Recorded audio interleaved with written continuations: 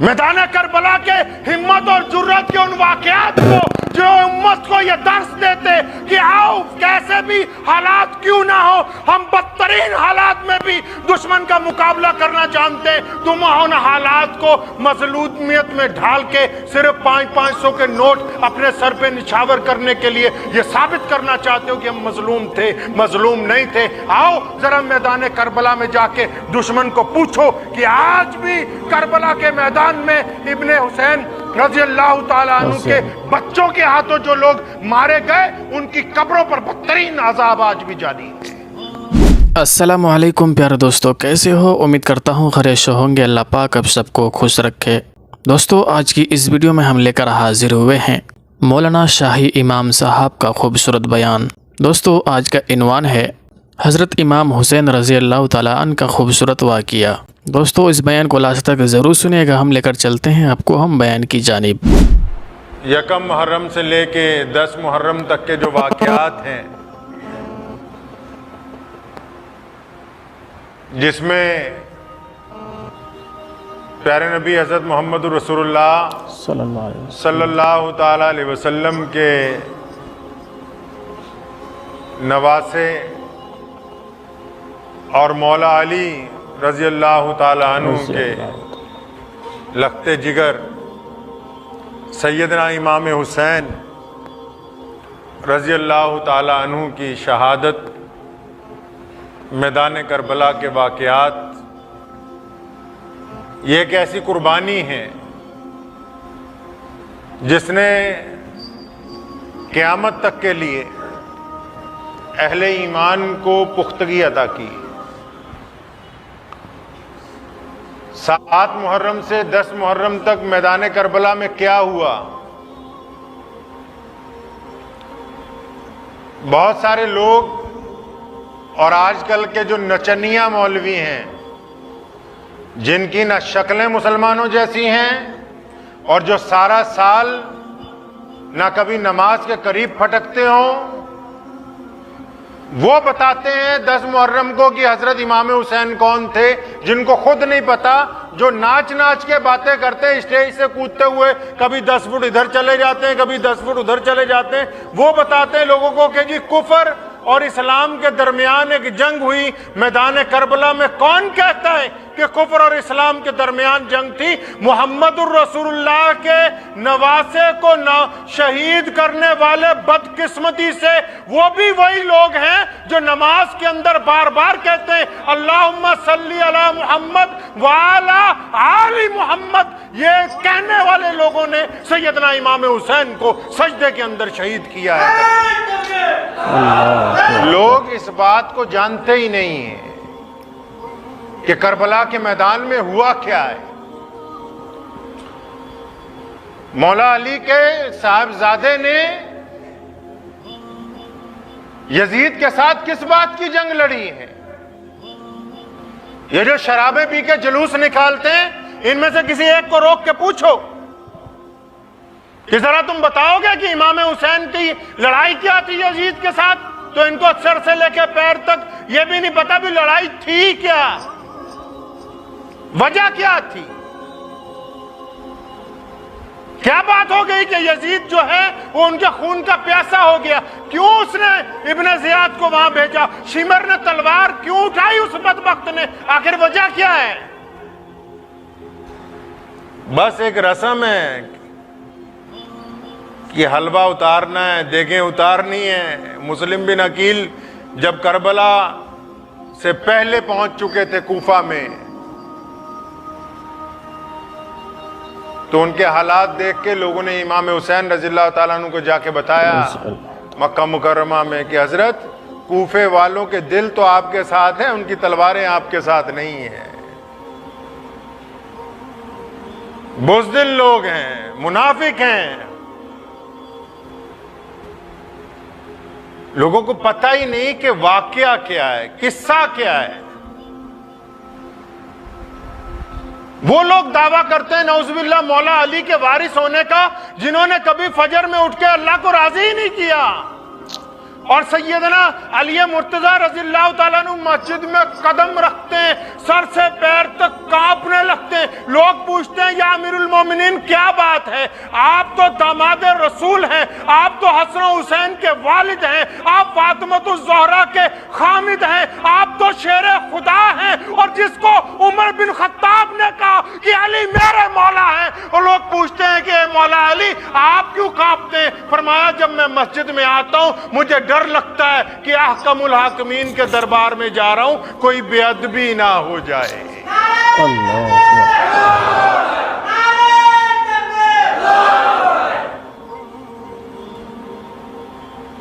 اب جن کے چہرے پہ داڑھی نہیں ہے، جن کی حلق سے شراب اترتی ہے روزانہ،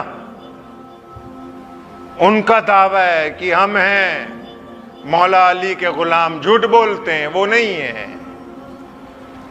مولا علی کے غلام وہ ہیں جو صبح کو اٹھ کے اذان دیتے ہیں، جو اپنی اذان میں اس بات کا اعلان کرتے ہیں کہ اشہد ان لا الہ الا اللہ وحدہ لا شریک لہ واشہد ان محمدًا عبدہ ورسولہ۔ وہ لوگ جو روزانہ کفر کی بندشوں کے باوجود 5 وقت یہ اعلان کرتے ہیں کہ ہم محمد الرسول اللہ کے امتی، وہ مولا علی کے غلام ہیں۔ کچھ لوگوں کو غلط فہمی ہو گئی۔ سیدنا علی رضی اللہ تعالیٰ عنہ اپنی خلافت کوفہ میں لے گئے تھے۔ حضرت علی رضی اللہ تعالیٰ عنہ کی شہادت کے بعد مسلمانوں کے خلیفہ بنے، ان کا نام ہے سیدنا امیر المومنین امام حسن ابن علی رضی اللہ تعالیٰ عنہ۔ امام حسن جب خلیفہ بنتے ہیں، کون؟ حضرت حسین کے بڑے بھائی۔ جب وہ دیکھتے ہیں کہ مسلمانوں کے 2 گروہوں میں اختلافات ہیں تو امام حسن اور امام حسین مشورہ کر کے اتفاق رائے سے سیدنا امیر معاویہ رضی اللہ تعالیٰ عنہ کو مسلمانوں کا خلیفہ بناتے ہیں۔ امیر معاویہ رضی اللہ تعالیٰ عنہ جن کو کچھ لوگ برا کہنا چاہتے ہیں، اور جس کی تائید امام حسن نے کر دی ہو، امام حسین نے کر دی ہو، ان کو کون مائی کا لال برا کہہ سکتا ہے؟ اور ناچنے گانے والوں کو نہیں پتا ہوگا، سیدنا امیر المومنین امیر معاویہ نے کہا اپنے بیٹے کو انتقال سے پہلے یزید کو کہ اگر خلافت لینی ہو تو عبداللہ ابن عباس رضی اللہ تعالیٰ عنہ اور عبداللہ ابن زبیر رضی اللہ تعالیٰ عنہ اور امام مولا علی کے بیٹے امام حسن، یہ تینوں بڑے صحابہ اس وقت مدینہ منورہ میں موجود تھے۔ امام حسن حسین رضی اللہ تعالیٰ عنہ مسجد نبوی میں اس وقت نماز پڑھاتے تھے۔ حضرت امیر معاویہ نے تاکید کی یزید کو کہ اگر میرے بعد تم خلیفہ بننا چاہو گے، جب تک یہ تینوں راضی نہ ہو جائیں بالکل خلافت پر مت بیٹھنا۔ اگر یہ تینوں راضی ہو جائیں تو خلیفہ بننا، اگر یہ راضی نہ ہو جائیں تو اٹھ کے خلافت چھوڑ کے گمنامی کے اندھیرے میں چلے جانا۔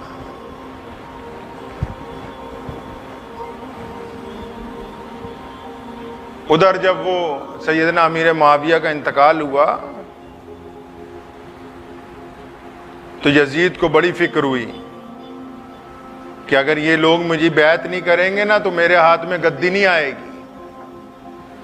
نیت بدل گئی، آل رسول کے لیے دل میں بغض پیدا ہو گیا۔ دولت، حکومت، عہدے بڑی چیز ہیں۔ تاریخ اسلام کا وہ دن یاد ہے ہم کو، سیدنا امیر المومنین عمر بن خطاب کو خط لکھا ابو عبیدہ بن جراح نے، خالد بن ولید نے ملک شام سے، فرمایا امیر المومنین اتنی دولت اکٹھی ہو گئی ہے، یہ جب بادشاہوں کو یہاں سے بھگایا کہ پہاڑ لگ گیا ہے ہیرے جواہرات کا، کیا کرنا ہے حکم فرمائیے۔ امیر المومنین نے کہا تھا کہ میرے صحابہ ان کو ایسا کرو، ان کے تیل ڈال کے آگ لگا دو، اس سونے کو، اس چاندی کو، ان جواہرات کو پھونک ڈالو کہ یہی دولت ہے جس نے فرعون کو مجبور کر دیا تھا خدا بننے کے لیے۔ جب حکومتوں کے نظریات بدلتے ہیں تو رشتہ داریاں بڑے چھوٹے کی تمیز ختم ہو جاتی. حکومت ایک ایسا سیراب ہے جس کو دیکھ کے بڑے بڑے لوگ پھسل جاتے ہیں. جب اس ملک میں انگریز کا راج تھا توتی بولتی تھی ملکہ برطانیہ کی.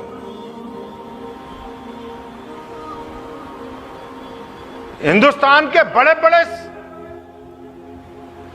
سرمایہ دار انہوں نے تلوے چاٹنے شروع کر دیے اس کے. اور پھر سرمایہ داروں نے نہیں، صرف اس دور کے سرکاری مولویوں نے اپنے گلے میں توق ڈال لیا کہ ہم آج سے حکومت کی طرف سے فتویٰ دیں گے. اور مجھے ہمیشہ اس بات کا فخر رہا کہ انگریز کے بدترین دور میں علماء لدھیانہ کے 1000 فرزندوں میں سے ایک بھی آدمی کبھی انگریز حکومت کا ملازم نہیں بنا، کبھی انگریز کے سامنے ہم نے گھٹنے نہیں ٹیکے. سبحان اللہ. لوگ پوچھتے ہیں یزید کے ساتھ جھگڑا کیا تھا. آج کچھ لوگ جا کے دیوبند سے، بریلی سے، RSS والوں کے ساتھ جب جا کے ان کے دروازے پر گھٹنے ٹیکتے ہیں، یہ کیا بتائیں گے کہ یزید کا اور امام حسین رضی اللہ تعالیٰ عنہ کا کیا جھگڑا تھا. جن کا عقیدہ طاقت اور حکومت تبدیل کر دے وہ اسلام نہیں بیان کر سکتے.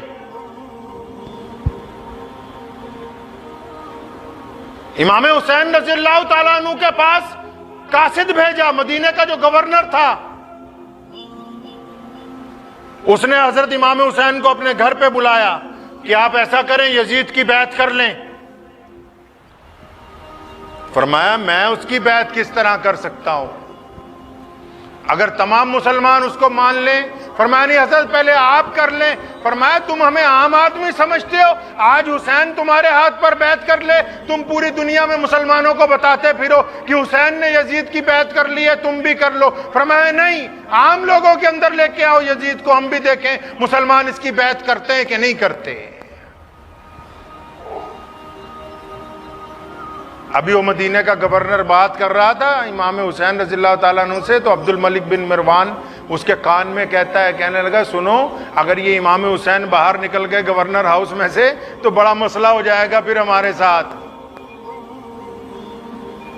مولا علی کے شیر بیٹے نے اس وقت مدینہ منورہ میں کہا تھا کہ مروان کان میں کیا باتیں کرتا ہے، سامنے آنا، سامنے آ کے بات کر. کس نے ماں کا دودھ پیا ہے جو علی رضی اللہ تعالیٰ عنہ کے بیٹے کو روک سکے؟ آج مدینہ کا گورنر اور مروان کانپنے لگے. حضرت امام حسین رضی اللہ تعالیٰ عنہ وہاں سے جب اٹھ کے آئے نا، اپنے دوستوں کو بلایا. فرمایا رسول اللہ نے فرمایا تھا کہ ایک وقت آئے گا، ایک مینڈھا ہوگا جس کو مدینہ میں ذبح کیا جائے گا، مدینہ کی گلیوں میں خون بہہ جائے گا. فرمایا میں وہ نہیں بننا چاہتا، میں اپنے نانا کے شہر میں فساد نہیں چاہتا، اپنے نانا کے شہر میں کسی کا قتل نہیں چاہتا. سیدنا امام حسین رضی اللہ تعالیٰ عنہ اپنے خاندان سمیت مدینہ منورہ سے نکلتے ہیں اور مکہ مکرمہ تشریف لے جاتے ہیں. جھگڑا کس بات کا ہے؟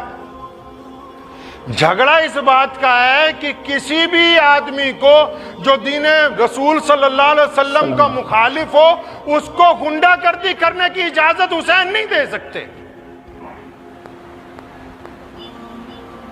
کوئی بندہ ہو چاہے وہ تخت پر بیٹھ جائے حکومت کے، فرمایا ہم کیسے اس کو اجازت دے دے کہ وہ مسلمانوں کے ساتھ کھلواڑ کرتا پھرے، غنڈہ گردی کرتا پھرے. پوری دنیا اگر اس سے ڈر کر بیعت کر سکتی ہے لیکن مولا علی کا بیٹا اس سے خوفزدہ ہو کر کبھی اس سے بیعت نہیں کر سکتا ہے.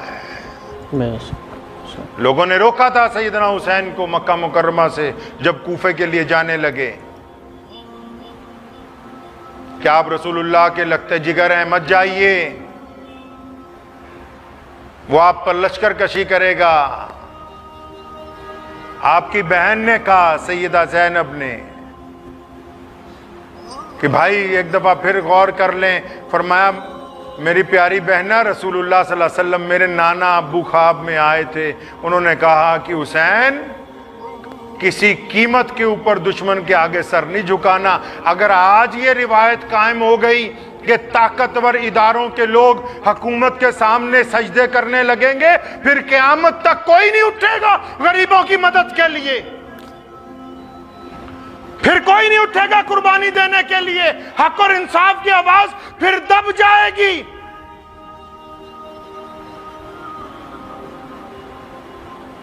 مسلم بن عقیل کو بھیجا جب کوفہ, تو کوفے کا جو گورنر تھا وہ حضور اکرم صلی اللہ علیہ وسلم کا بڑا عاشق تھا. مسلم بن عقیل نے جب بیعت شروع کی 40,000 لوگ بیعت ہو گئے. یزید کمبخت کو پتہ لگا گورنر معزول کر دیا, ابن زیاد جیسے ظالم بدماش کو وہاں گورنر لگایا گیا ہے, اور مسلم بن عقیل کو کوفے کے اونچے مینار سے لے جا کے نیچے پھینکا گیا تاکہ شہید ہو جائیں. وہ آواز دب جائے جو حضور اکرم صلی اللہ علیہ وسلم کے گھرانے سے آئی ہے. وہ جھگڑا کس بات کا ہے بھائی؟ جھگڑا صرف اس بات کا ہے کہ بغیر دستور کے, بغیر شریعت اسلامیہ کے, بغیر حق اور انصاف کے ہم کسی ظالم کو تخت پر بیٹھنے کی اجازت نہیں دیں گے. جھگڑا اس بات کا ہے, کوئی جائیداد کا جھگڑا نہیں ہے. خود خلیفہ نہیں بننا چاہتے, پیسے دولت کی لڑائی نہیں ہے. آج جو لوگ سیدنا امام حسین رضی اللہ تعالیٰ عنہ کا قصہ بیان کرتے ہیں, وہ مسلمانوں کے اس طرح بیان کرتے ہیں رو رو کے وہ یہ ثابت کرنا چاہتے ہیں کہ سیدنا امام حسین نے تو بڑی مظلومیت میں اپنی شہادت دی, بہت برا حال تھا کربلا کے میدان میں. یہ کیوں نہیں بتاتے کہ وہ 60 سال سے زائد عمر کے امام حسین جب اپنے رسول کریم صلی اللہ علیہ وسلم کا صافہ اپنے سر پہ باندھ کے وہ گھوڑے پہ بیٹھ کے جب نکلتا ہے, ابن زیاد کی فوجوں کو مارتا ہے, تو ایک بدبخت آگے نہیں آتا. امام حسین ایک ایک دفعہ جاتے ہیں, سینکڑوں بدبختوں کو جہنم رسید کرتے ہیں, اور واپس آ کے سیدہ زینب کو کہتے ہیں کہ بہنہ دیکھ تو صحیح ان بزدلوں کو, ان میں سے کسی میں دم نہیں ہے کہ وہ ابن علی کے سامنے آ سکے. رسول اللہ صلی اللہ علیہ وسلم کے بہادر نواسے کو مظلوم بنا کے پیش کرنا چاہتے ہو؟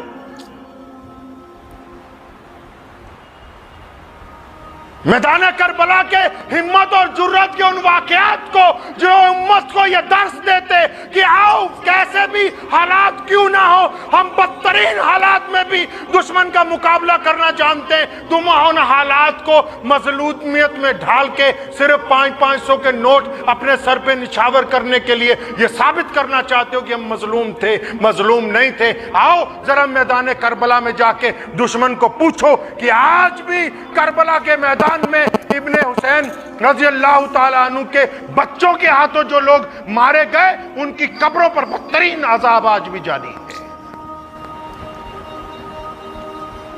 حضرت حسین رضی اللہ تعالیٰ عنہ جب روانہ ہے کوفے کی طرف تو رستے میں میدان کربلا جب آ گیا تو حر بن زیاد اپنے لشکر کے ساتھ راستہ روکتا ہے, ادب کے ساتھ کہتا ہے کہ رسول کریم صلی اللہ علیہ وسلم کے نواسے آپ واپس چلے جائیں, خلیفہ آپ سے ناراض ہے, یا بیعت کر لیں یا جنگ کے لیے تیار رہیں.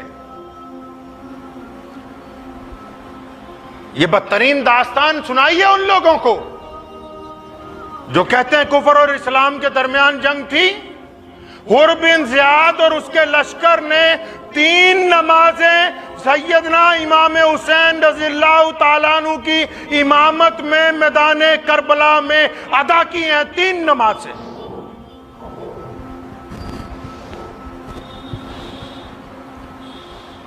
اور کئیوں کو بغض ہے نعوذ باللہ سیدنا ابو بکر سے, سیدنا عمر فاروق رضی اللہ تعالیٰ عنہ سے, اور سیدنا عثمان رضی اللہ تعالیٰ عنہ سے.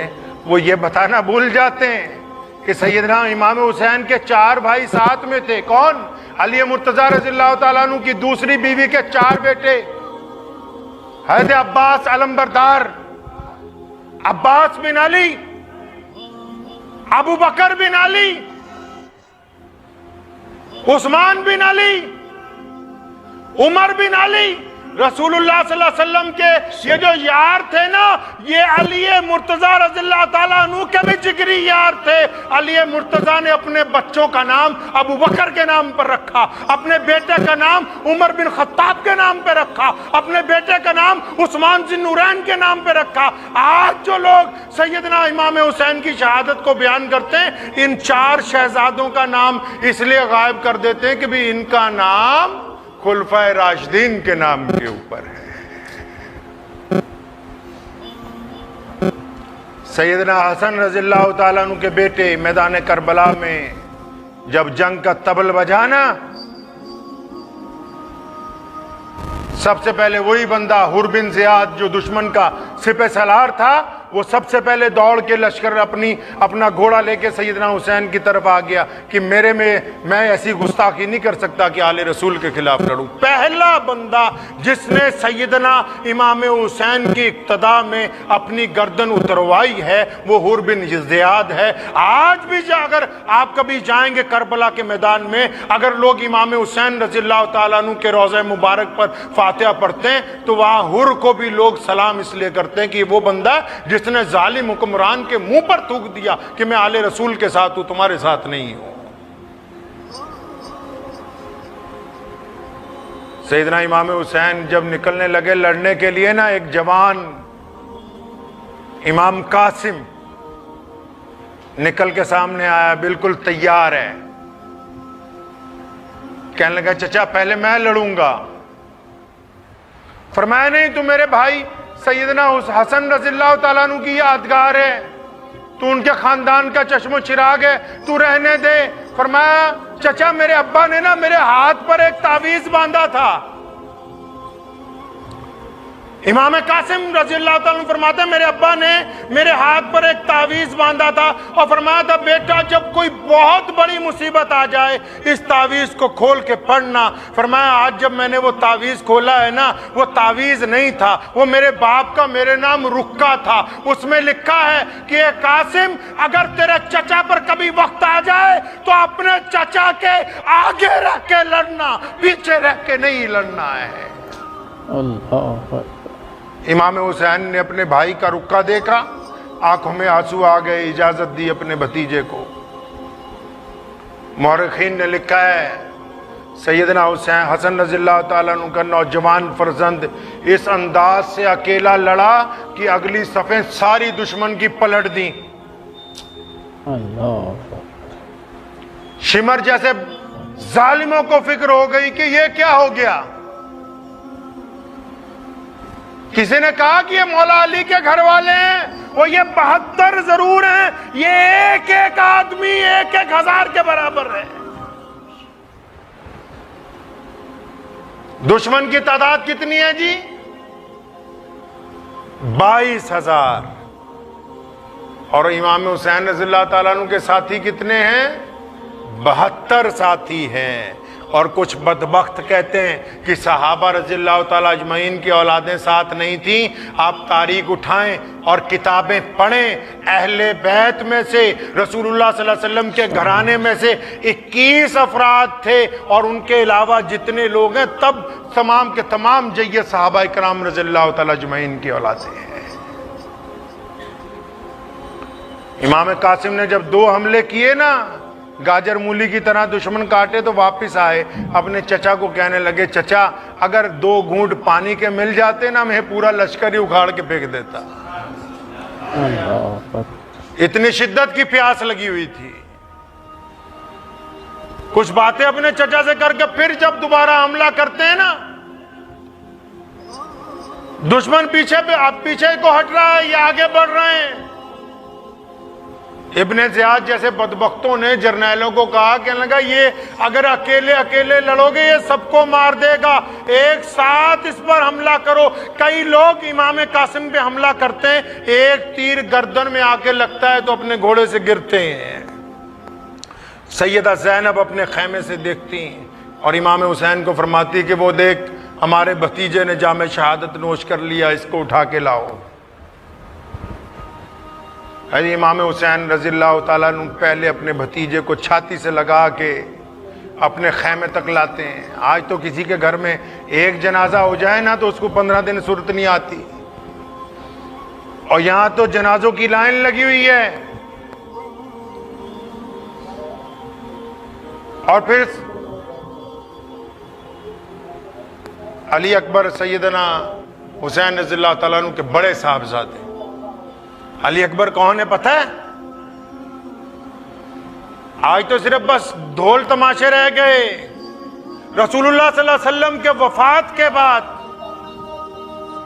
ابو بکر کے بعد، عمر کے بعد جو لوگ مسلمان ہوتے تھے، جو پوری دنیا سے لوگ بیت اللہ کا حج کرنے جاتے تھے، لوگ مدینہ جاتے تھے، جو رسول اللہ کے روضے پر جا کے درود پڑھتے تھے، جو رسول اللہ کو دیکھ نہیں پاتے تھے نا، وہ مدینہ کے صحابہ کو پوچھتے تھے کہ ہمیں بتاؤ رسول کریم کیسے تھے، ہمیں بتاؤ رسول کریم کا چہرہ کیسا تھا، قد کاٹ کیسا تھا، رسول اللہ چلتے کیسے تھے، بولتے کیسے تھے۔ تو مسلمانوں ان کو ایک ہی جواب دیا جاتا تھا کہ جاؤ امام حسین کے بڑے بیٹے شبیہ رسول سیدنا علی اکبر رضی اللہ تعالیٰ عنہ کو دیکھ لو، ان کی شکل حضور اکرم صلی اللہ علیہ وسلم سے ملتی ہے۔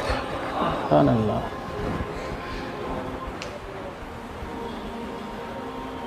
وہ جب نکلے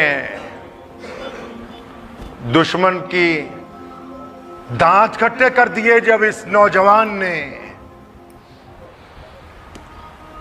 آج تو صرف یہی بتایا جاتا ہے کہ ہم پیاسے مر گئے۔ پیاسے نہیں مرے، ہم نے جنہوں نے پانی گلے کی اوپر تک پیا ہوا تھا نا، ان کی گردنیں ریت کر بتایا ہے کہ محمد الرسول اللہ کی نسل کا پیاسا مجاہد پوری دنیا کے پانی پیے ہوئے پر بھی غالب ہے۔ لوگوں کو یہ بتاؤ کہ سیدنا امام حسین نے، سیدنا علی اکبر نے، امام قاسم نے ہمت اور جرت کی وہ داستان مرتب کی ہے کہ قیامت تک آنے والے لوگوں کو یہ درس دیا کہ اگر پانی بند ہو جائے، کھانا بند ہو جائے تو دشمن کے آگے گھٹنے نہیں ٹیکے جاتے۔ علی اکبر کون؟ علی اکبر جن کو دیکھ کے لوگوں کو رسول اللہ یاد آ جاتے ہیں۔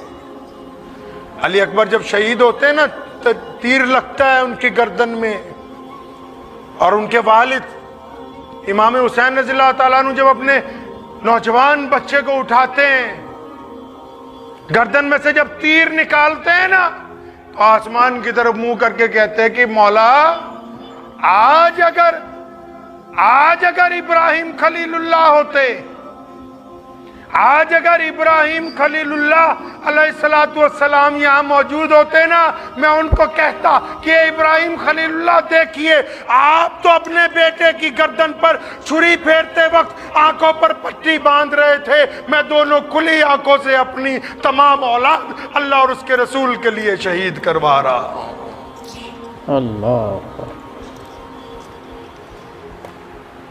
سیدنا امام حسین رضی اللہ تعالی عنہ کی ذات گرامی ہے۔ لوگوں نے آ کے پھر کہا ہے کہ صلح کی گنجائش ہے، صلح کی گنجائش ہے، آپ ایسا کریں، مان جائیں گورنر کی بات، جا کے ابھی خلیفہ سے بات کر لے گا۔ فرمایا بس ایک ہی شرط ہے کہ ہم اپنے نانا کے دین کے اوپر کسی اور کی شریعت کو نافذ نہیں ہونے دیں گے۔ فرمایا کان کھول کے سن لو، یہ 22,000 کی بجائے 22 لاکھ فوج بھی اگر بھیج دی جائے تو محمد الرسول اللہ صلی اللہ علیہ وسلم کے دین کو دنیا کی کوئی طاقت تبدیل نہیں کر سکتی ہے۔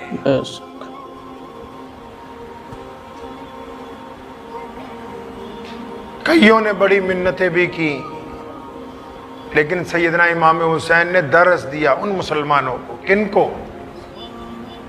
جو رسول اللہ کے عاشق ہیں، جو سیدنا علی کو اپنا مولا مانتے ہیں، ان کو یہ درس دیا۔ ہمارے ہاں تو معاملہ الٹا ہے، جن کا دعویٰ ہے اصحاب اہل بیت کے ساتھ عشق و محبت کا وہی سب سے پہلے جا کے اہل اسلام کی جو مخالف جماعتیں ہیں ان کی گود میں بیٹھتے ہیں اور پھر کہتے ہیں کہ ہم تو کربلا والے ہیں، ہم تو امام حسین والے ہیں۔ سیدنا امام حسین کا جھگڑا کچھ نہیں ہے۔ لوگوں کو بتایا جاتا کہ فلاں جھگڑا فلاں فلوج، کوئی جھگڑا نہیں، دو ٹوک صاف کہ یزید نے زبردستی خلافت پر قبضہ کیا ہے، کہ یہ ظالم ہے، یہ مسلمانوں کے حق میں ظالم ہے، یہ انسانوں کے حق میں ظالم ہے، یہ گنڈا گردی کرنا چاہتا ہے خلافت پہ بیٹھ کر۔ ورنہ ان کو کیا تکلیف تھی؟ مدینہ منورہ میں کون تھا؟ سیدنا امام حسین جب گلیوں میں چلتے تھے لوگ باادب دونوں طرف کھڑے ہوتے تھے کہ نواسہ رسول جا رہے ہیں۔ ان کو کس بات کی کمی تھی؟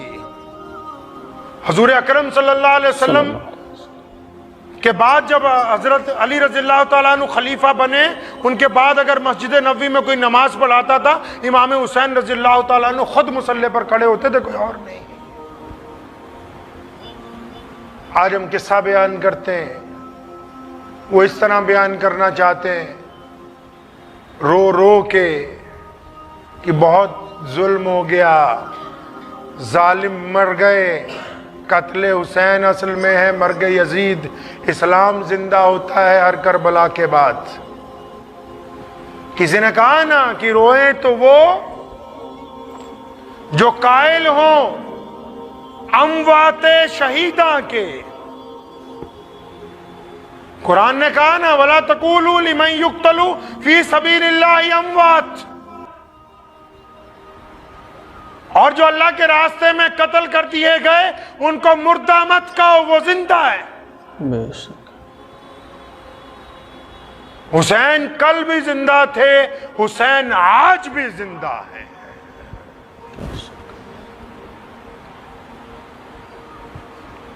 بات تو یہ ہے کہ آج کتنے لوگ ہیں جو سیدنا امام حسین رضی اللہ تعالیٰ عنہ کے عقیدے پر چلنے والے ہوں۔ ذرا سی کوئی حکومت کیا پلٹی، لوگ اپنا عقیدہ بدل دیتے ہیں، لوگ وفاداریاں بدل دیتے ہیں، اور ایسے جو گرگٹ ہوتے ہیں نا ان کا دین میں، دنیا میں، معاشرے میں کوئی مقام نہیں ہوتا ہے۔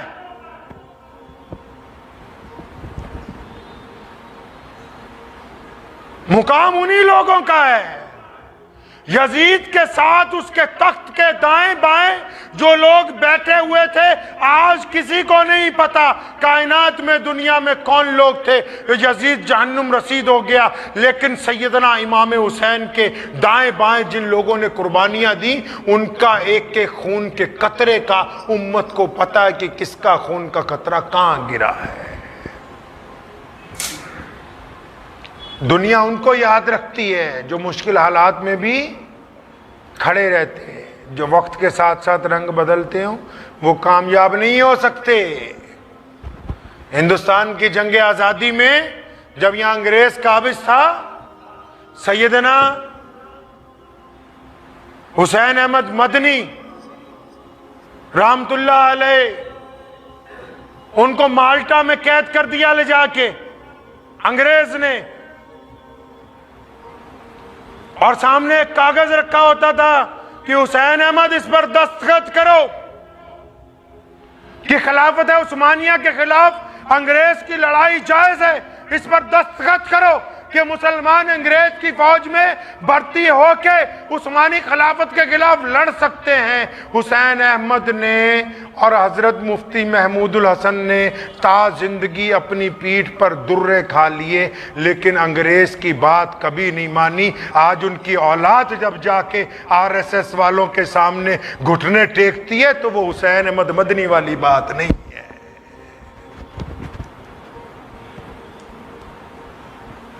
لوگ سمجھتے ہیں کہ حق ختم ہو جائے گا، موت تو طے ہے، مرنا تو ایک دن ہے، سب نے مرنا ہے۔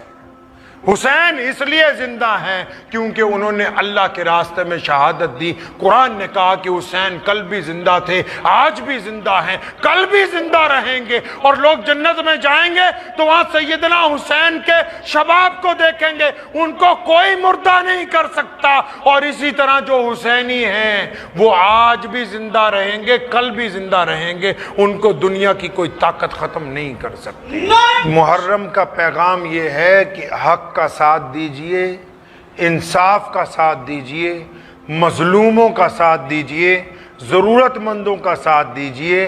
सिर्फ दूसरे की ताकत को देखकर, दूसरे की शोहरत को देखकर ये ना तय कर लिया जाए कि ये इज्जत वाला है। इज्जत तो अल्लाह देने वाला है, वही जिल्लत देने वाला है। दुनिया वाले किसी को इज्जत और जिल्लत नहीं दे सकते। सैयदा ज़ैनब ने ये बात यजीद को कही थी उस वक्त, और डांट के कही थी। उसने कहा देखो मैं आज इज्जत वाला बन गया। फरमाया खबरदार, अपनी जुबान को लगाम दे। अल्लाह तुबारक व तआला जिसे चाहे इज्जत दे दे, जिसे चाहे जलील कर दे। वहां एक नबीना साहबी बैठे थे, फरमाया मुझे ऐसे लगा जैसे अली मुर्तज़ा आ गए हो बोलने के लिए रज़ी अल्लाह तआला। तो किसी ने कहा कि अली तो नहीं आए, उनकी बेटी है। तो फरमाया वही जाहो जलाल है। अल्लाह तुबारक व तआला ने जो इनकी बुलंदियां लिखी वो किसी और की किस्मत में आने वाली नहीं है। इसलिए मेरी आपसे गुजारिश है, 10 मुहर्रम का दिन आएगा, सैयदना इमाम हुसैन को याद करेंगे तो सैयदना इमाम हुसैन पर दरूद व सलाम भेजिए, रसूलुल्लाह सल्लल्लाहु अलैहि वसल्लम पर दरूद व सलाम भेजिए। और उन लोगों की मदद कीजिए जो गरीब हैं, जो मुस्तहिक हैं, और उन लोगों को रोकिए जो जुल्म करते हैं। और सिर्फ देगे बांटने से कुछ नहीं होगा, देगे बांटने वाले साथ नहीं चलते। जो हुसैनी है शराब उसके हलक से उतर नहीं सकती, नऊज़ुबिल्लाह।